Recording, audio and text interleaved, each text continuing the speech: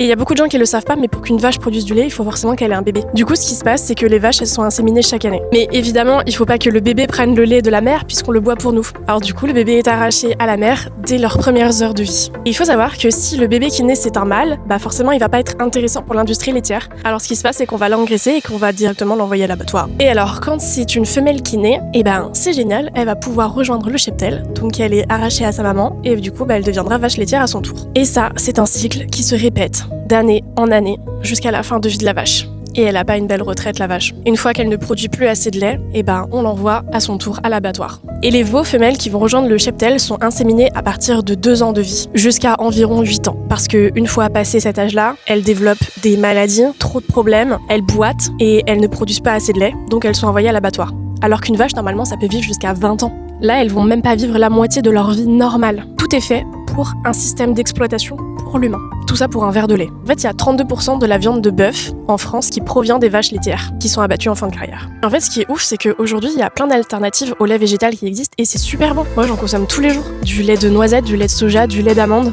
Donc en fait, en utilisant une alternative végétale, tu vas boire quelque chose de sain, de bon, et surtout, tu ne vas pas participer à l'industrie laitière, qui cause d'énormes souffrances aux vaches. Si t'aimes les vaches, ça tombe bien, on a mis en place des parrainages pour les animaux du sanctuaire du futur. Rendez-vous sur notre site pour découvrir la liste des animaux que tu peux dès maintenant parrainer grâce à un don mensuel qui aidera les foyers et financera les futurs sauvetages du sanctuaire.